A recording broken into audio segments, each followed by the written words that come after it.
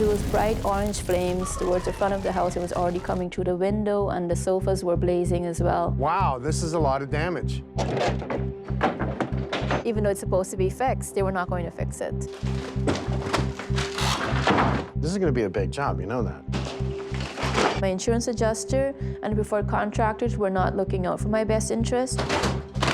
It steals everything that you've ever believed in, just go up in flames.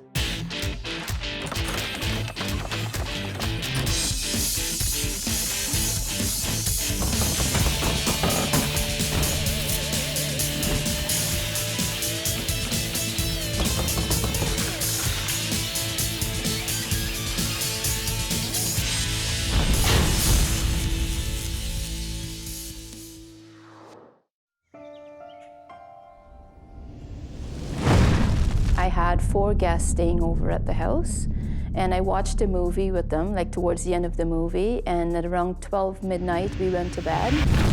About 1 a.m., some crazy SOB actually comes up on a front porch, takes the homeowner's chair, Chili's chair, puts it in front of the door, douses it with gasoline, and lights it with a match and walks away. She had people in the home, including a baby. She woke up to the fire alarms, smoke billowing under the door, and someone hammering on her bedroom door. Fire. When I opened my room door, I realized that the whole house was filled with black smoke, and I immediately told her, I said, the house is on fire. You need to get the baby and get out of here. As soon as we opened the baby's room door, the black smoke brought all the soot in, and she was completely covered in it in, I'm talking seconds. When I made sure that they were out, I ran back in to get my second guest and her daughter, who's 11 years old. When I grabbed her and she pulled away from me, I couldn't see her 4 feet in front of me. So when I ran down the stairs to find where she was running to, I fell on her. And when I fell on her, then I picked her up and I said, you have to come back up, and we're going through the fire escape. You can't, that's where the fire is. Because it was bright orange flames towards the front of the house. It was already coming through the window, and the sofas were blazing as well. Chili and her guests, including the baby, managed to go down the fire escape at the back of the house, which saved everyone's lives. I ran around the neighbor's house at the side to go to the front of the house to see what's going on. The firemen by now are at the front of the house, and they're breaking into the front door because the front door is totally blazing. It's covered in orange flames, and they're breaking that to get into the house. And I thought it was so sad to see it all blaze. And this place that I felt so safe, suddenly, within a few seconds, looked like my personal nightmare. Since my house was set on fire, I feel like there is no place where you could feel safe anymore. Because for me, I love coming in, closing my door, and this was my sanctuary. This is where I lived. This is where I was behind my brick walls. This is where I felt safe. And if a house like this can go under personal attack and being set on fire, where do you go from here? You know, where could you live from here? Just a little bit of damage, eh? Oh my gosh, it's a lot of damage. Wait until you go in. This is basically where the fire started, on the front porch. Now, did it get inside the house? Yes, it did. It blew through this window here. Holy cow. Is it safe to go in? Yes, it is. Okay. A company was hired to remove all of the contents of the house. And they deemed every of my possession to not be salvageable, so it was all put in the garbage. So there were some roaring flames coming in through that window. Oh, it damaged the entire ceiling. All of the sofas were melted.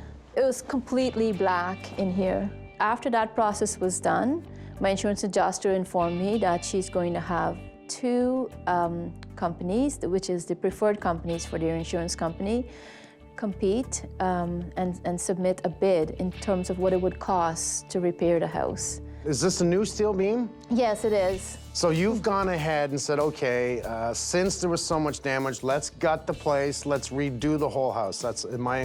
Yes, I thought I'd better get the ball rolling because it's, you know, as we were saying, it's 7-8 months now and we're at a complete standstill, so I thought I'd get a few things done. Within 2 minutes of the bids coming in, the insurance company quickly picked the lowest bid. I can see that there was renos done previous to the fire. This is new. Somebody put a bathroom, I'm gonna assume a powder room here. Yes, there's a powder room there.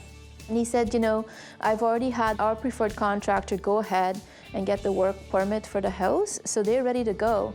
And so the next day I received an email from the contractor saying, oh, Chili, could you please sign the authorization form so we can get started on your house? And I'm thinking, time out.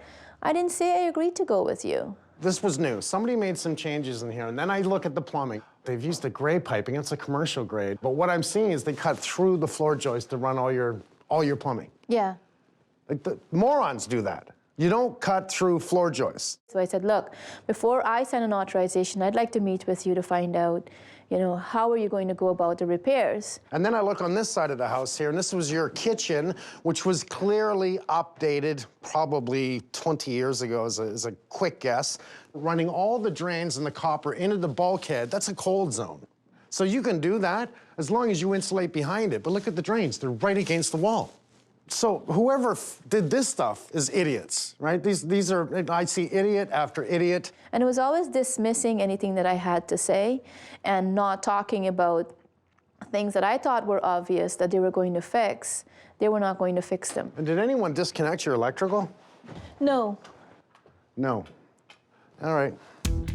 I felt that they were going to do substandard work. Holy cow. For instance, the wall covered in black smoke. Is that all black soot? Yeah, that's black soot, and they were going to paint over it. Over it. You've got to clean it. You've got to wash it all off and then seal it. Yeah, and they told me that that's clean already. And No I thought, well, how frickin' way. can that be clean? It's all black. It was basically, you know, put paint on this, put paint on that. That's all I kept hearing was to cover everything in paint. Hidden junctions I'm actually seeing everywhere, not to mention you also have the old knob and tube. It has been disconnected, I can tell by looking at it. I didn't think there was any point in asking them about the electrical because I didn't think that they really knew what they were talking about. How long have you had this house? 7 years. Okay, this used to be separate apartments. That's why they have it. Oh, there's a I panel see. here, there's a panel upstairs, there's a panel downstairs, so it would be separate quarters.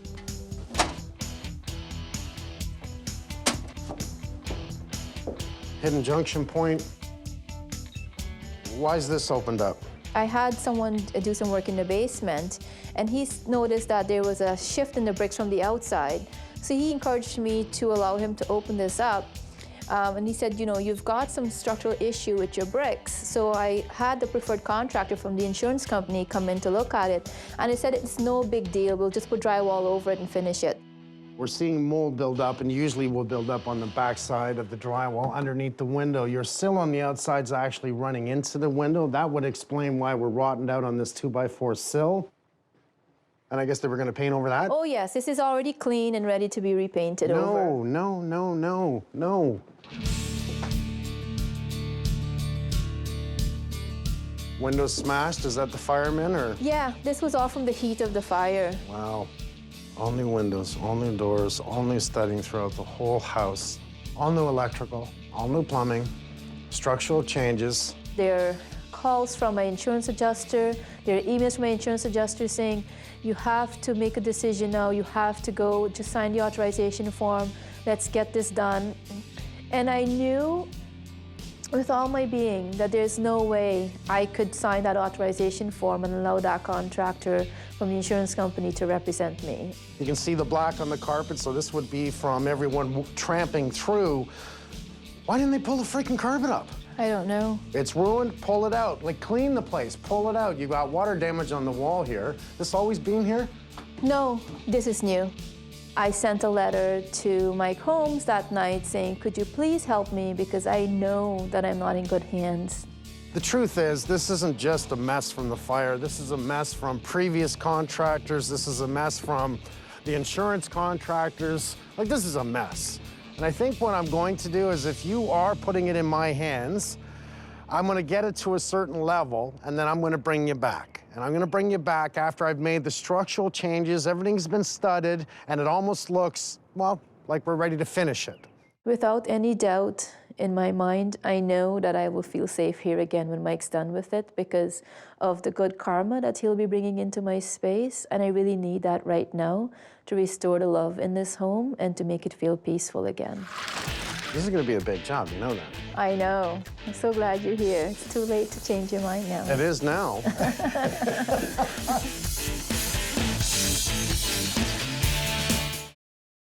I see the second floor, nice, beautiful bathroom, beautiful bedroom, nice sitting area. That's what I see. Well, that would be amazing. So we'll keep your parents and friends on the third floor? That would be great. This is pretty simple for me. One, I need to make it safe. That means clean it up. Bring in the right people. We do have a little asbestos in the plaster. We have mold upstairs in the drywall. Get those guys to pull all that out. Make it safe for my guys and everyone that's gonna be in that home before we start to put it back together. It's the only way to do it.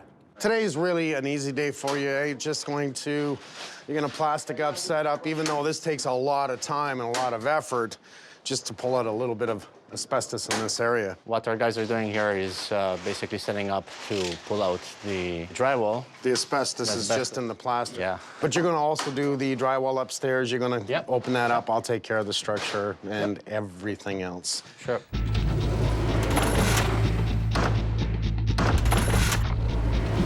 Right here is the first suspect room. As you can see, we have the visible mold here. What we're gonna do is put some containments up on these doors. The hallway, we're gonna eventually get to the other two rooms there.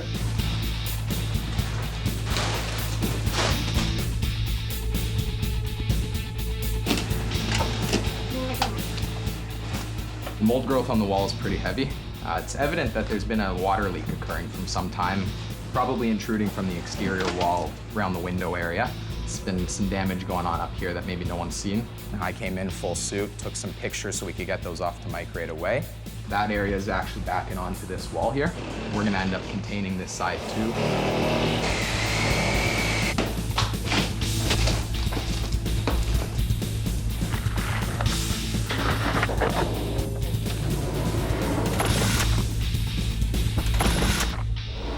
We're on the main floor now of the house. We've sealed off the area completely above and around on the main floor. As well, we had to seal off the basement area so that that wasn't exposed when we start the actual removals. So this chamber is essentially sealed up, not even part of the house anymore.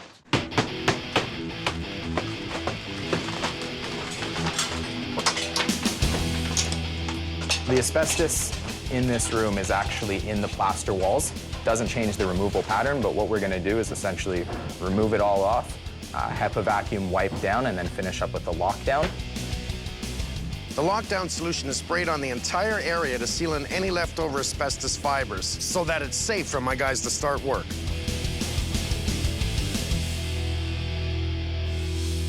Well, we got a little bit of snow last night. That kind of sucks. That's what happens when winter comes to play here. Nice, easy day. All we're going to do is wreck things. We got Frank coming in. We're going to disconnect all the electrical. Gary's coming in with his boys. We're going to pull out all the rads, everything. Let's keep the rads. Let's get the doors, and let's give it back to at least Habitat to reuse its store, because that makes sense to me. And everyone, safety gear. Oh, you're ready. Masks on. I like that. Let's do it.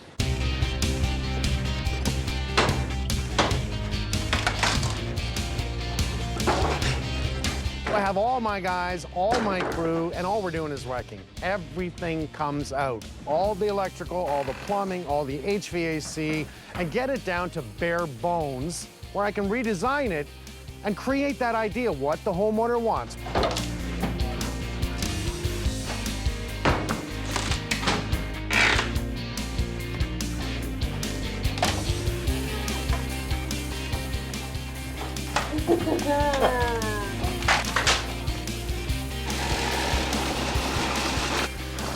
Today is a big demo day.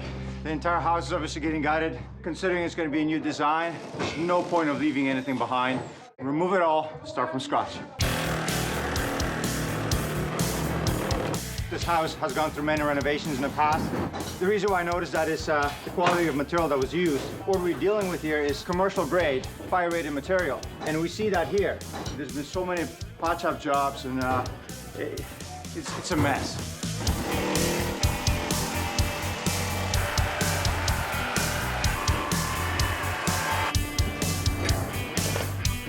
Well, you guys are flying. How many got out already? Third floor and second floor is out. Third floor and second floor out, all in what, 2 hours? Yeah. That's really good.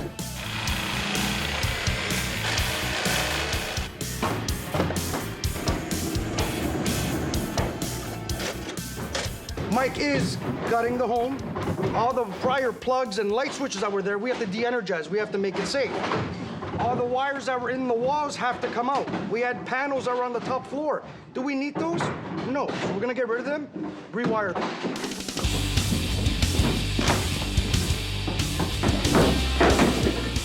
Everything about this house has been damaged. At this point, with the water damage on the floor at the front, we're gonna strip all the floors right out, down to the original subfloors.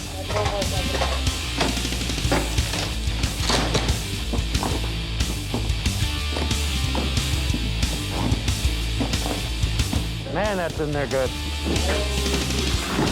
This is the old plank board. It's down really well.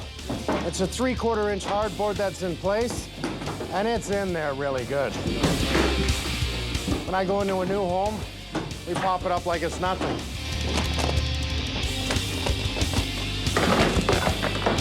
You can clearly see why the old floor was down so good and hard for us to pull up. Look at all the staples in the floor. Like, these were done years ago, but they stapled the hell out of this floor. And more than likely, they did it for the homeowner that said, I don't want a squeaky floor. There's a million staples. So not only was it hard to pull up the floor, now we got to pull up about a million staples. This is quite the exercise. I'm sure everyone's going to sleep like babies tonight, just pulling up the floors. Wrecking walls, that's easy stuff. Pulling this up, I'm tired.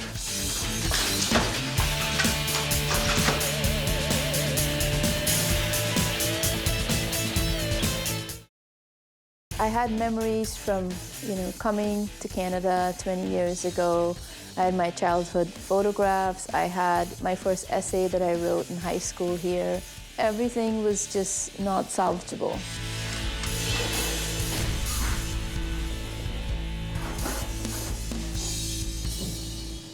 Everything comes down on this floor, just like the bottom one, but don't touch the center wall. The beam and straight to the back of the house. It's all structured wall. Today is just a continuation of demo. We're up onto the second floor now. I want to get that totally gutted, made safe, ready to go on to the third floor. The tricky part with this demo here in the old house, we have to take everything down. We have to leave the structured stuff up. This beam here, this is part of our structure for our floor above us. We got to be careful, make sure this stays stabilized in place. That part we have to go slow with.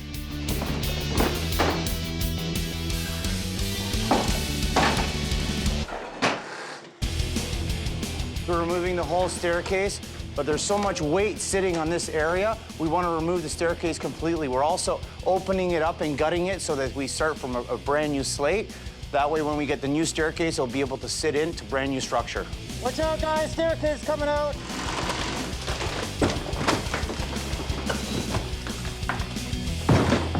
It wasn't as graceful as I was expecting it to be, but it came out.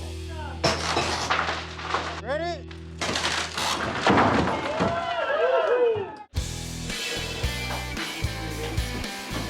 After gutting everything, I mean, it's no surprise to me that we've got to try and level the floor starting from the basement all the way up to the third floor.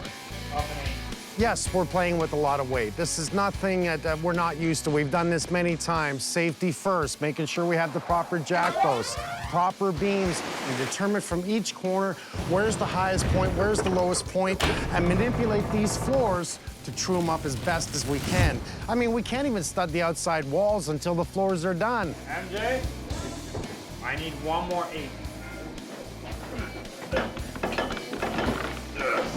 The first floor, that's all we were lifting because of the beams, the open concept that they'd done down there. This floor, now we're pushing this floor up, the second floor and the third floor, which is pushing also on the roof. So now we're pushing up 3 levels. It's getting a lot heavier. We have to use a lot more posts, and it's taking a little more just to tweak it, to finalize it. I take it we still got to keep going a bunch? Keep going.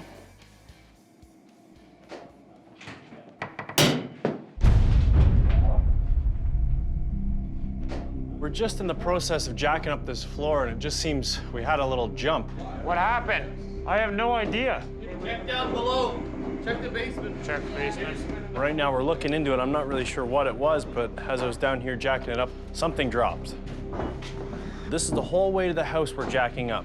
Just a lot of weight we're playing with. Things could get really dangerous if we're not careful. So we gotta kind of stop for a sec, check everything out, make sure it's all good, continue once it's safe. And this one here? It's this one, yeah. Because you get look at Because the that's where I threads. felt it. Yeah? I felt in that. The center of a... Anytime we're gonna manipulate, move the structure into what we want as trueness from old back to somewhat new, you're gonna hear it creak, crack like a box of Rice Krispies. So I felt it move, but it's, I mean, it's only moving a little bit, but let's get the next one in right here, okay? Yeah? Okay. And then just bring that snug back up. Little movements. Little movements. With structure, they're big movements though.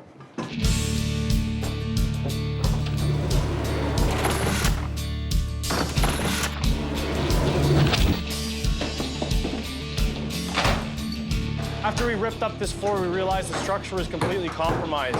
This floor is so bad, I've never actually seen someone cut so much out of a joist before. And Adam actually made us stop, sister these joists right away. We're picking them up from up top. We're gonna continue, sheet the joists after, that way it's safe to walk on.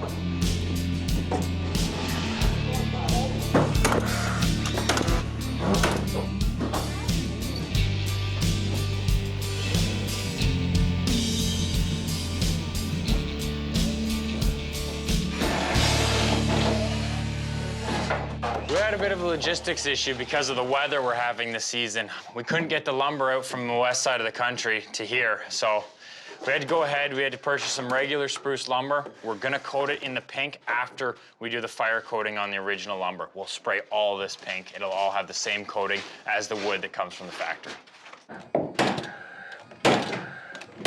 With all the ice and stuff, it got stuck on the train. So it's still out there, it's coming. Winter. Yeah.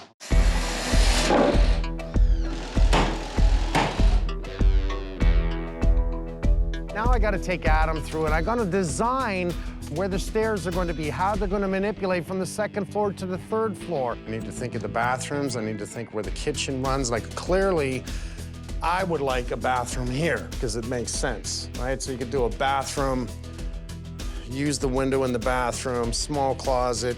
The problem is that Chili had the basement floor lowered, and when that was done, the contractor had to bench out the bottom of the walls to make sure they were properly supported. That means we either make the main stairs much wider or change the entire design. Cut this back, give you the room you need, and create a stairs that go up all the way up to the top.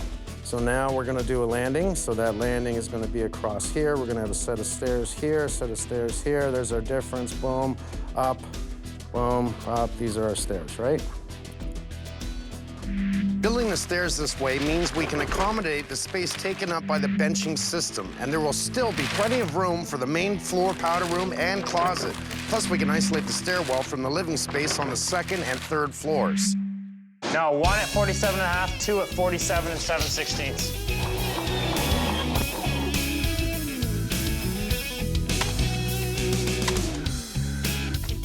We're just putting a temporary set of stairs on, just something we had laying around the shop. Because we've changed the stairwells, we need to change these headers around it too. This side here is gonna bump in, that side's gonna come in about 3 feet, and this here, to get our head height, we're gonna push this back almost to the beam. It's unfortunate, but because of where we're building the staircase, we have to close in one window on the third floor. And while our bricklayer is here, I'll have him fix the cracks at the back of the house. It's an older house, and apparently some water got into the brick wall. And because of the cold weather, it actually cracked the actual brickwork. It's a 2-tier brick, so there's a brick in here and obviously the face brick from the outside. It looks a lot worse than what it actually is. Now, as you can see, I'm filling the crack. Once I get to it, I actually press it in to make sure it's right in there, which will actually bond everything together. Any wood in this house that was compromised structurally, we've removed. The wood that's remaining, though, still suffers from smoke damage. Around this bay window over here, just got to do up in the top and the ceiling. We've got Canada Restoration Services in the house now. They're sealing up all the old wood, all the wood that was in place when the fire occurred that was covered in smoke, water. Some of it was even on fire itself. And you guys are able to put a little coat on the brick, too? Yes. I notice there's a lot of soot on that.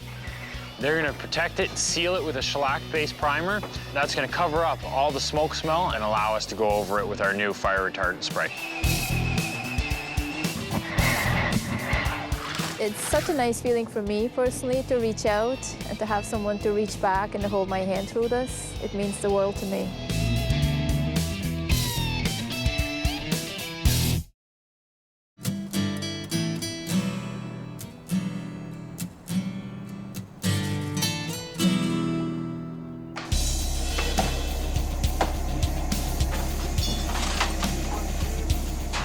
very unlucky day today. It's very cold, and we're at the point where we gotta remove this window and reframe it.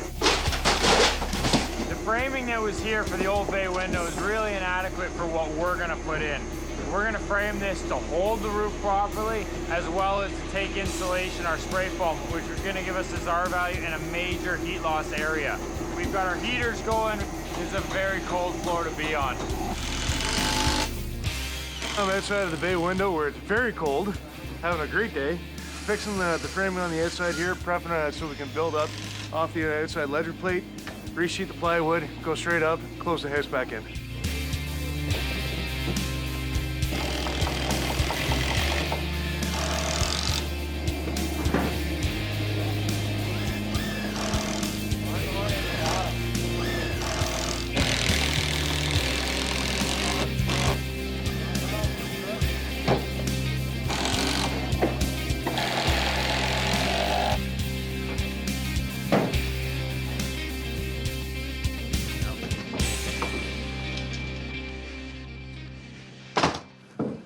Okay, I've come up with a couple of ideas, Adam, and our original thought of trying to keep the bathroom over the kitchen really works for me. Now that the stairs dictate everything else. Yeah. Chili wanted 3 things on 3 floors. Open concept downstairs, her own little paradise on the 2nd floor, and a parent's room on the 3rd. And I think through all this coordinating, we've got that. Open concept downstairs, bathroom, closet, beautiful kitchen, big dining room, big living room. Stairs that you see go right up into her own little haven. This is all open, coming back, beautiful big king-size bed there, all dressed up. Fireplace, a big bathroom, a big walk-in closet. This is a nice big bathroom. It's a good layout. We have the option to move this a little further. We could reduce the size of the bathroom, give her a bigger walk-in closet. What we can do is move this. I know you just put this in temporarily. Yeah, we just want to see it. If we brought this over, give me a measurement to here, please, just to approximately here. You're kind of 112-ish. And that way there's light coming in. Okay. Tub, shower, toilet, vanity. That's actually really works. I see a nice, just the rail. So it opens it right up from this point. Boom, this is a rail. You can see clearly using the light from the back door. Laundry room right in the closet. You can do a laundry room or closet, make this a sitting area, which works really well. Bedroom 1, closet, small hallway here, door at the end, and the door at the end opens to the 2nd bedroom. So there's actually 2 bedrooms upstairs, bathroom, closet. Works for me. This is gonna be a good exercise of lots of stairs. Should have done an elevator. Ooh. The stairs are in and a lot of exterior walls are framed, but before we can continue, we need to remove some structure to create the open concept on the 2nd and 3rd floors. We've just built these 2 temporary walls to take the load off this beam. They're gonna support each side of the floor joist. That way we can remove this beam and replace it with our double LVL. LVLs are laminated veneer lumber, and we use them because they are engineered to carry that weight above the new point loads we create when we're restructuring. Point loads are structural points where the weight of the roof and floors above are carried down to the foundation below. We're moving several of these point loads, so we need to beef up the I-beam on the main floor by attaching a C-channel on both sides of the beam. That'll help distribute the load properly. We still have some engineering to do because what we wanted to do was get enough walls in place, get the stairs in. So now we got to put in some pocket beams, and that's really just so we don't have the ceiling coming down to a jut like this. Put that beam right up in between the floor joists, give it that leveled area. So we're going to have a few pocket beams. It's going to look like we didn't even touch it.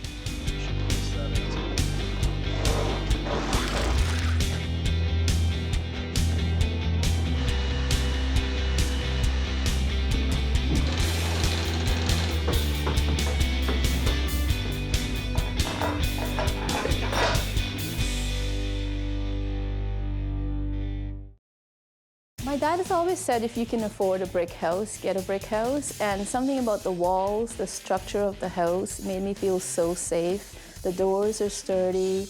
It had a lot of the old characters of a 115-year-old house. And I've always told, a stone foundation is the best foundation. So I just felt really solid.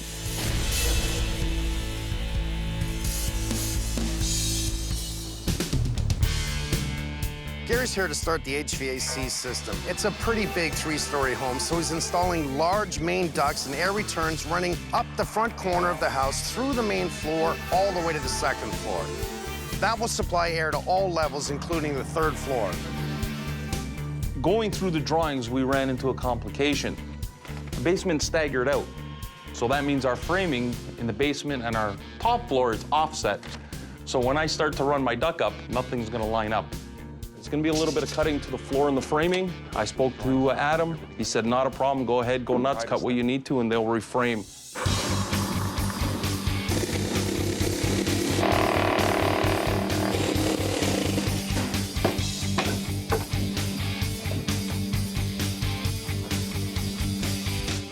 I love that he's wrapping it.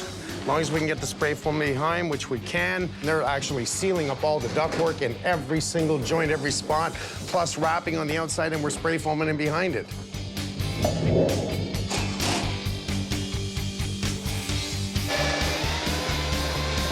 Frank's pulling all the wires, all the feeds, all the junk plugs, the plugs, all the lights.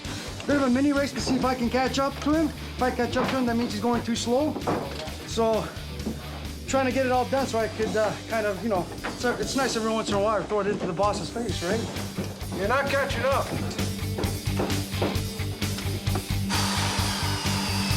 I'm on the main floor right now, working on a wrapping for the bathtub as well as the shower. One of the items I'm looking for is maintaining this a sufficient gap between the exterior wall and my plumbing. It's going to be a spray foam wall. It will have sufficient R value. But I know that the previous plumbing in this house was literally right up against a bare wall with absolutely no insulation. Obviously, exterior walls will transfer some of that low temperatures from the outside during winter times. So having a more than sufficient gap and having enough insulation in between the exterior wall and a pipe ensures that the pipes will never freeze and will never have any issues with plumbing.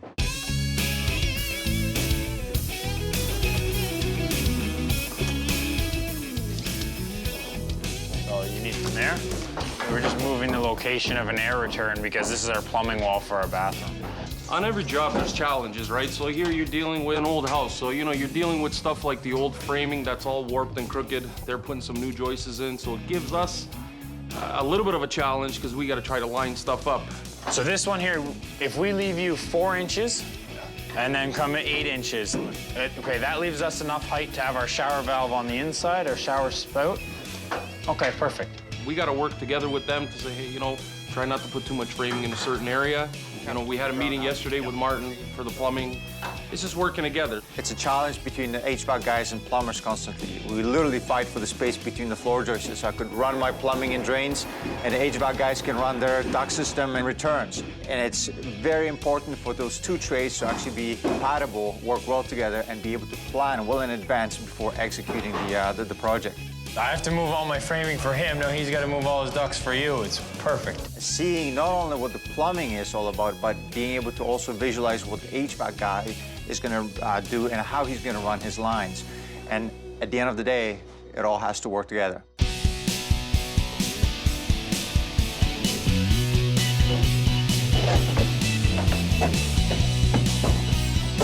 We're finally starting to clean up the front porch where the fire was actually started. This guy actually tried to murder Chili and her family and friends. He put a chair against the door, set fire at 2 a.m. People were in the house.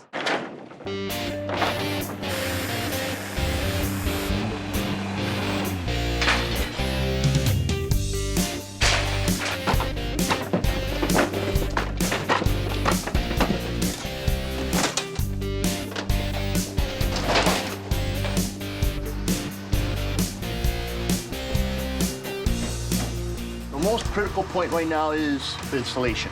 There's enough gap here for foam insulation.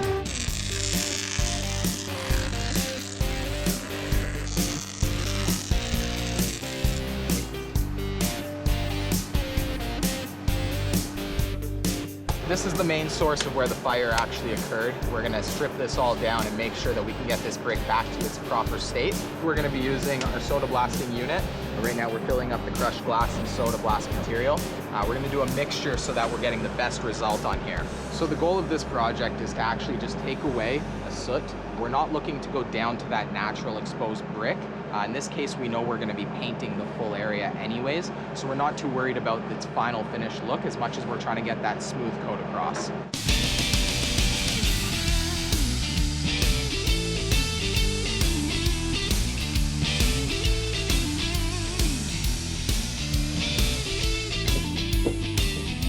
We can get some heat in, get the furnace tied in.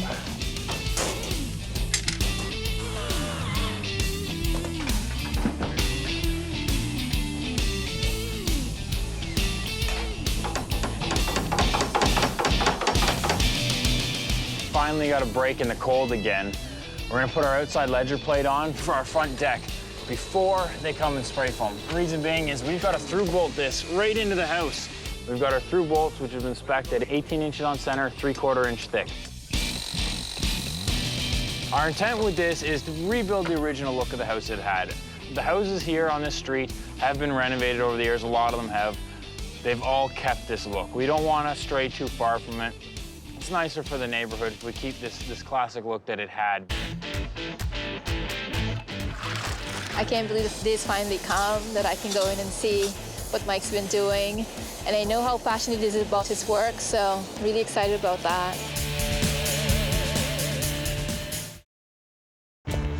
Hello, Chili. Hey, Mike. Good to see you again. Good to see you again. You're looking beautiful today. Thank you. So it looks a little different. Oh, wow. What I wanted to do, and the reason we're here, this is all about the fire. So I wanted to show you some of the things we've done for fire reasons. I also wanted to show you the layout. No handle, just push. Oh, my God. It's insulated. It's kind of warm, isn't it? Yes. And I don't have a furnace running. I actually have a heater in the basement. Are you serious? Yeah. Wow. I just love the insulation. Why do you love the insulation? I find that the bones of a house is so much sexier than the actual house. And that's why when I called you, I was really counting on you for this. And it's just so beautiful to see the insulation.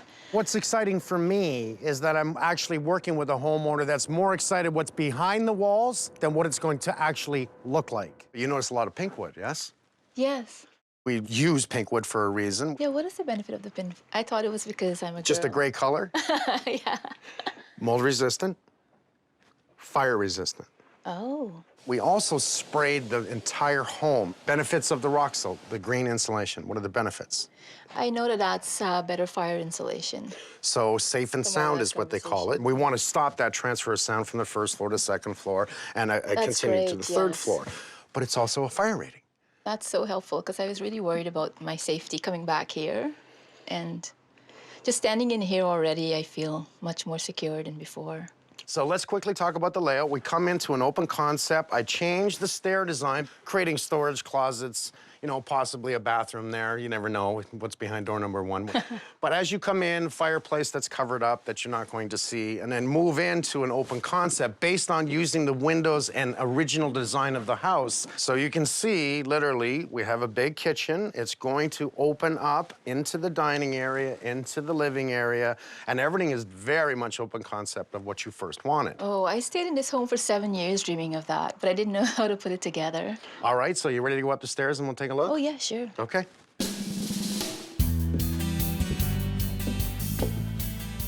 So this is different already, isn't it? It's very different. Okay, so we're gonna have a couple of doors here, right? So what this does is this is now your floor.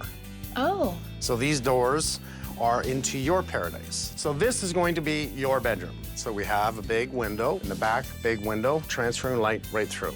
I really love the fact, Mike, that my bed would be at the front because I love waking up to the sun. I love when there's a lot of natural light coming into the house. And living here for 7 years, it was a huge complaint I had that there was no natural light coming into the house. It was constantly dark. Coming through into an open common area, this is your floor. Once these doors are closed, it's yours. What would we do in this area? Could this be a sitting area? I actually, I'm pregnant, so.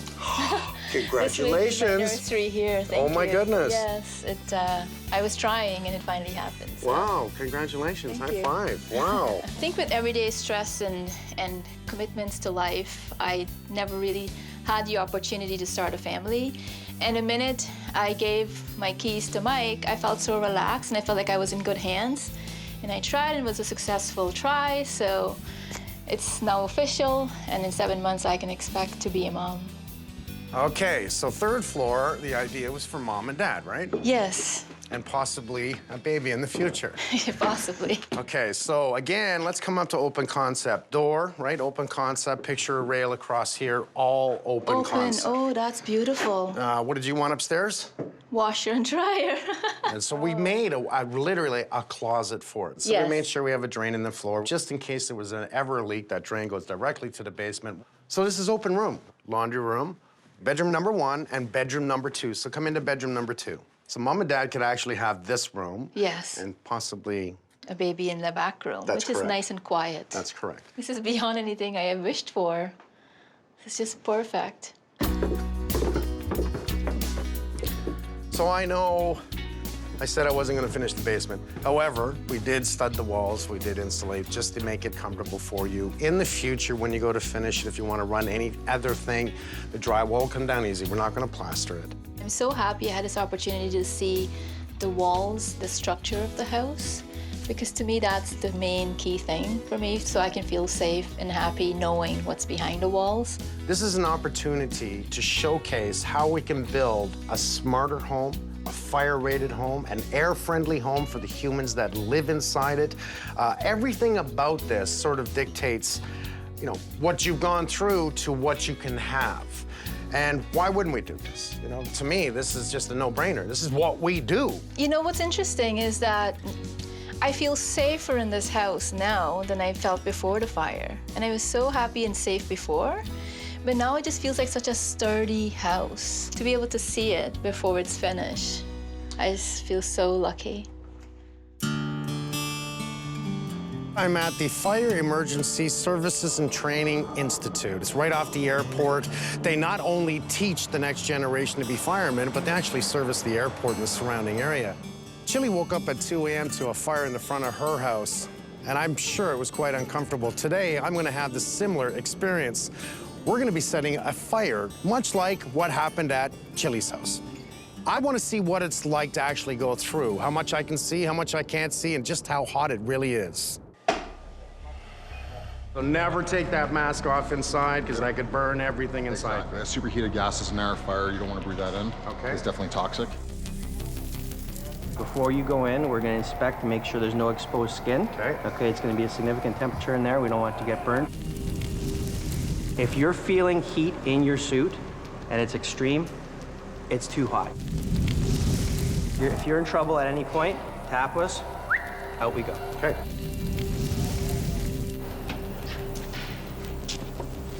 I'm ready. Chin up. Good. Okay. And then tighten it. There you go. Here we go, Mike? Yep. Well, it's gonna get nice and hot now. Let's just stay low, okay? Okay.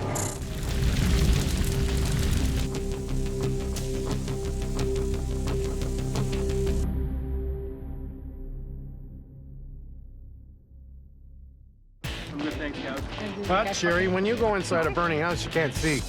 Oh, I wasn't doing anything on a burning house. Oh, you just want to wear it? My own thrills, but... Mr. Holmes, I haven't seen you in an awful long time. Hi. I am your father. Daddy? Yes. It's you? It's me. Carlito's been telling me for years he's my dad. For more information about this show, please visit hgtv.ca.